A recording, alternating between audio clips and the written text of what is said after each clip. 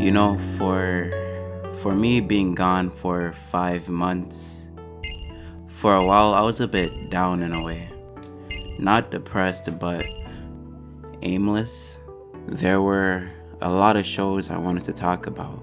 Hell's Paradise, Marshall, Bleach, not that many actually. I recommend this one though. It has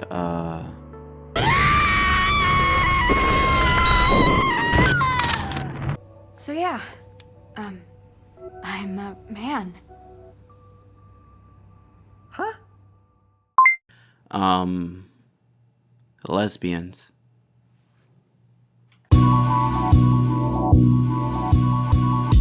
It really was eye-opening, stepping back from working 24/7 to taking the present a bit more. Friends, family, going back to other hobbies, and a lot of internal work in those 5 months. What it meant to me, making videos, if I wanted to continue, going to university. Wow, I was honestly addicted to making content. And it's because I love it a lot. It's fun. It's what it came down to. I want to do it as long as I can, really. But that wasn't the only conclusion I came to. I thought about why, what the videos meant to me, what drove me to share shows or manga I thought others would enjoy. And I had one of those moments where everything just clicked. Anime right now fucking sucks. Okay, that's a bad way of putting it. The current culture of anime sucks. In technicality, we're in the golden years. Easy. It was almost coordinated, the way it all played out. Anime broke out globally in popularity 5 years ago, and within those 5 years, it's been hit after hit after hit after hit after another hit. Mappa, Wit, Ufotable, Studio Trigger, Bones, A1 Pictures, even though they kind of fell off. Even Toei's been putting up some really good stuff actually. Right now anime is in abundance, riding on a curve that's only getting steeper, which is a good thing if you can't read graphs. I'm not complaining about any of that necessarily, it's just that both the community and the studios are getting a bit drunk.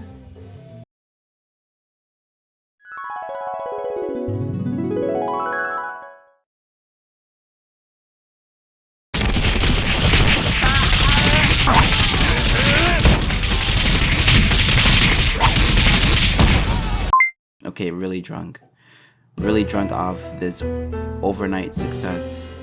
5 years might sound like a lot, but it's all relative. Think about it. Mappa is at the forefront leading this new phase anime's in. 2020 going forward is really when they popped off. So let's go over what shows they produced in 3, almost 4 years. Uchitama, Doro Hidoro, Listeners, God of High School, Mr. Love, The Gym Samurai, Jujutsu Kaisen, Attack on Titan The Final, Zombie Main, The Daten Deities, Talk Destiny, Attack on Titan The Final Part 2, Don Shore, Chainsaw Man, Vinland Saga, Isekai No One Cares About, Attack on Titan The Season. Or I'm gonna exclude continuing seasons, cause yeah, Hell's Paradise, and a bunch of other stuff they have lined up. Mappa is, or was, a relatively small studio. It's also young, only 11 years old. Studio Trigger is also 11 years. These are the anime they've made since 2020. BNA, Dyna Xenon, I think. Edge Runners. They also featured in that Star Wars anime for an episode. So like 1/12 of a show. Mappa is producing at a rate that is reshaping the comp for other studios. Before, everyone sort of just coexisted. The space wasn't really ever hyper competitive. But ever since Mappa started doing shows back to back to back to back to back, it put on pressure for everyone else to keep up. So other studios also started producing back to back to back to back to back. And it isn't sustainable. The reason a show took a year or 2 years to continue is because studios, or just like anyone else, studios can also burn out. I mean, unless you upscale,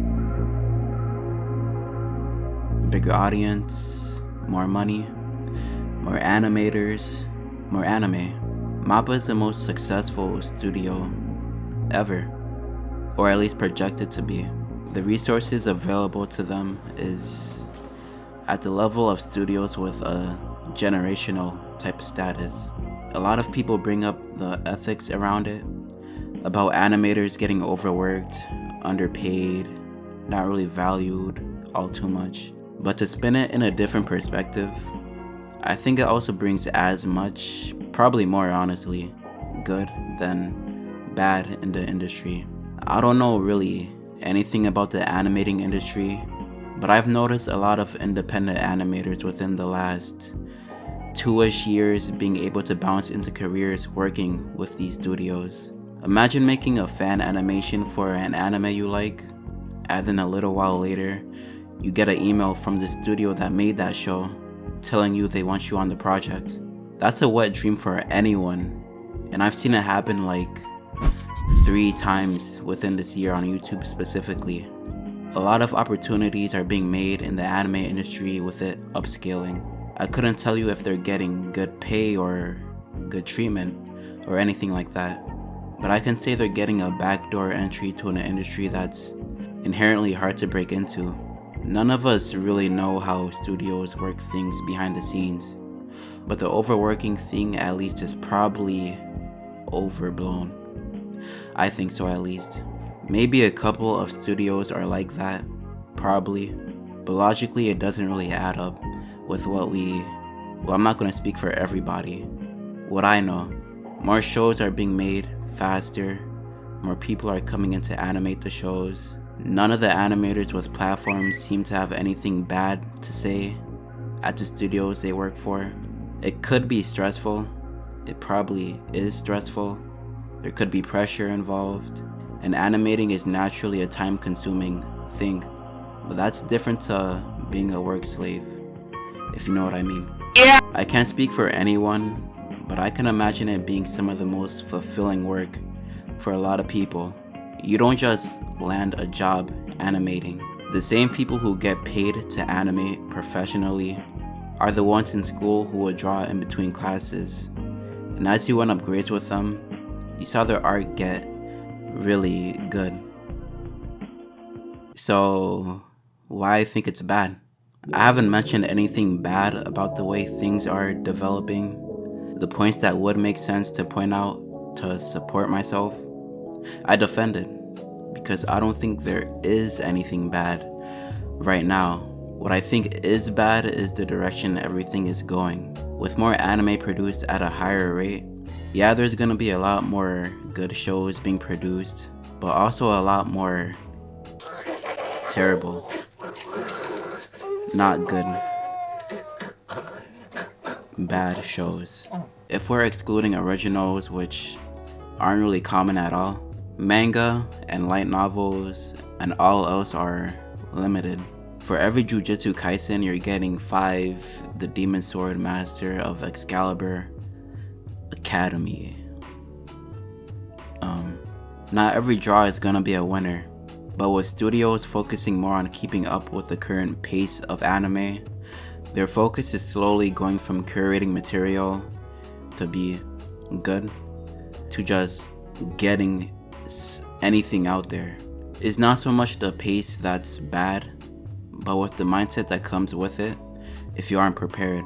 The studios that aren't paying mind, like Trigger for example, will keep producing good anime at their own pace, but the ones getting swept up by Mappa's production rate are gonna ruin themselves. Bug Films got a really early break with their first show, and they deserve it. You can tell they really care about what they're putting out.